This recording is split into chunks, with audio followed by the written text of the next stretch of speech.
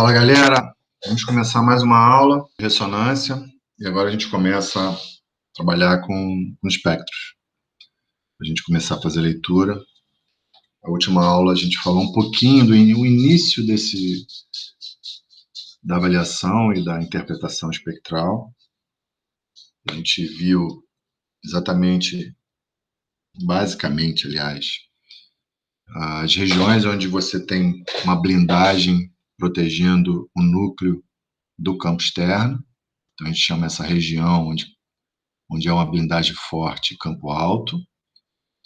E aqueles prótons que estão desblindados, quer dizer, a ação do campo externo, B0, é maior, é mais intensa, nós chamamos de campo baixo. Vimos também que a intensidade do sinal de RMN é um indicador da quantidade de hidrogênios ligado àquele carbono. Vimos que temos hidrogênios equivalentes, carbonos adjacentes, em que a máquina não consegue diferenciar esses tipos de hidrogênios, então eles são equivalentes e, na realidade, eles vão ter um único sinal, a diferença é que a intensidade desse sinal vai ser maior. Nós vimos alguns exemplos de carbonos de terc-butil, né, ligados a um oxigênio, em que a gente observa que os 3 carbonos possuem 9 hidrogênios idênticos, e a máquina identifica como apenas um sinal, eles são equivalentes, então é um sinal com uma altura bem grande. Hoje nós vamos começar a ver a influência de um núcleo, de átomos de hidrogênio, influenciam na estrutura do sinal de um outro núcleo vizinho. No nosso nível, no nosso tamanho de campo magnético, nossa máquina, é a distância ideal para que um núcleo sinta o outro de mais ou menos 3 ligações. Existem, óbvio, claro, outros exemplos, como anéis aromáticos, são estruturas bem rígidas, em que esse número de hidrogênios aumenta, esse número de distâncias de ligação aumenta, cai para 5, aumenta para 5. Então a gente vai ver aqui uns exemplos, eu vou mostrar para vocês o que significa isso, e a gente vai começar com essas observações que eu falei para vocês, né? Tudo que eu disse agora há pouco. Mas o importante aqui é que a influência desses núcleos, quer dizer, a gente viu, só recapitulando, que o núcleo gera um campo magnético. Esse campo magnético é o responsável pelo sinal da RMN, porque o resultante desse campo magnético entra em precessão com a ação de B0, e a absorção de energia se dá exatamente quando magnetização longitudinal é transformada em magnetização transversal. E esse é o processo de absorção de energia e de emissão desse comprimento de onda, dessa frequência. Mas a gente viu que, né, como eu disse antes, que prótons possuem um fluxo de elétrons em torno deles, e esses hidrogênios podem variar essa densidade de elétrons de acordo com o átomo ou os átomos que eles estão ligados, através de polarizações, onde o efeito indutivo pode retirar a densidade de elétrons de uma ligação, de um próton, e aí a blindagem diamagnética ser afetada, fazendo com que o campo magnético externo haja com maior intensidade ou não, né? Só que aqui, esses campos magnéticos gerados por esse fluxo de elétron, eles vão interferir além da capacidade do átomo em absorver energia, eles também vão atuar nas cercanias, né, ao redor, sobre outros átomos. Então, se um átomo de hidrogênio está a uma distância de 3 ligações do outro, o campo magnético de um interfere no outro. Vejam bem, esse exemplo aqui, esse halogeneto, esse brometo, tribrometo de etila. Cada carbono vai estar ligado com um número diferente de bromos. né? Esse hidrogênio A está ligado a um carbono com 2 bromos, e o hidrogênio B ligado a 2, ligado a apenas um bromo. Então, esses 2 hidrogênios aqui, eles são idênticos, equivalentes.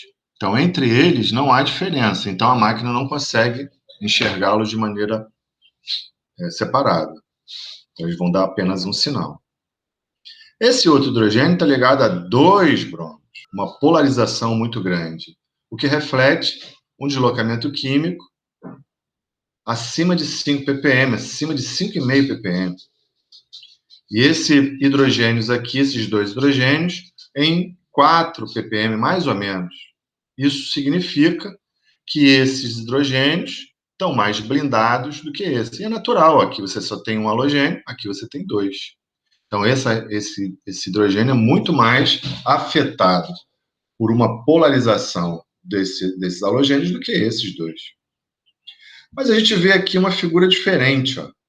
Nós temos um sinal duplo e um sinal triplo. O que está gerando esses sinais? Diferente daqueles sinais que eram sinais simples, lembra?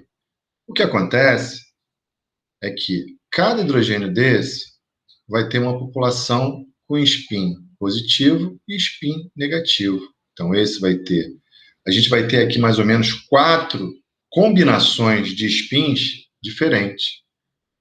Spin para cima, spin mais, spin mais, spin menos, spin mais, spin menos, spin menos. E aqui, vice-versa. Então, a gente vai ter aqui um número grande de possibilidades de campos magnéticos interagindo com esse campo magnético gerado com A. Então, ó, todos eles têm 1, 2, 3 ligações de distância. Então, esses campos magnéticos aqui gerados pelos fluxos de elétrons e pelos spins do núcleo vão interagir com esse hidrogênio e vice-versa.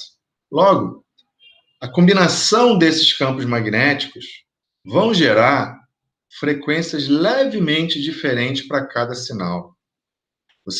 O equipamento vai diferenciar a quantidade dessas combinações de spins positivos e negativos, e a gente vai ter essa variação bem pequenininha de spins, de forma que cada sinalzinho desse é o somatório de spins parecidos, tá? Equivalentes, que vão separar o sinal em 2 ou em 3.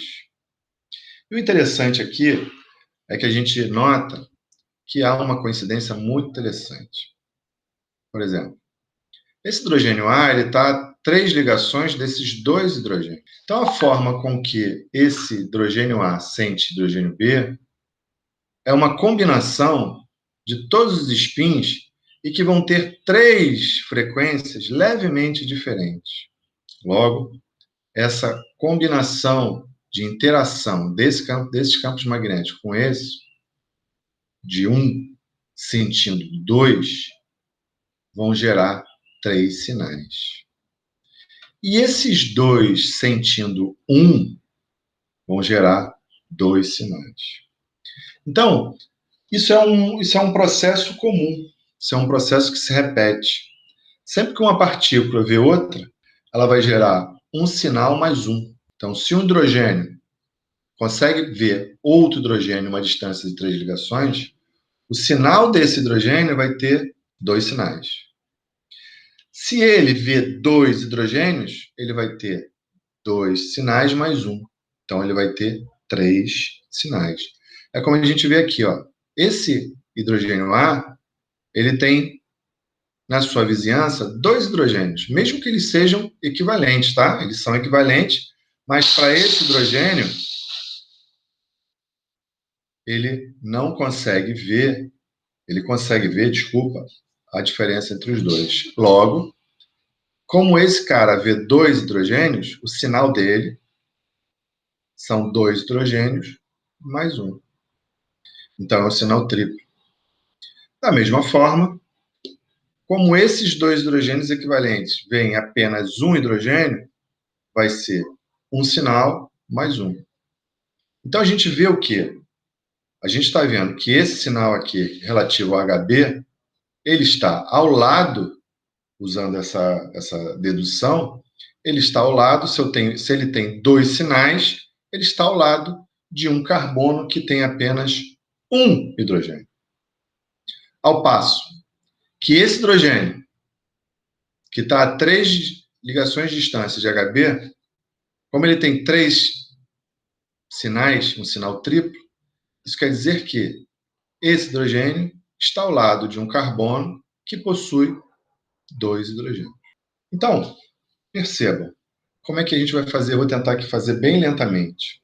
Esses hidrogênios, o HB, que são equivalentes, eles interagem com o campo de HA com spin para cima. E eles dois interagem também, da mesma forma, com a outra população de HA que tem spin para baixo. Lembra que eu falei lá no iniciozinho que a gente sempre vai ter uma população com spin no sentido de B0 e um contrário a B0.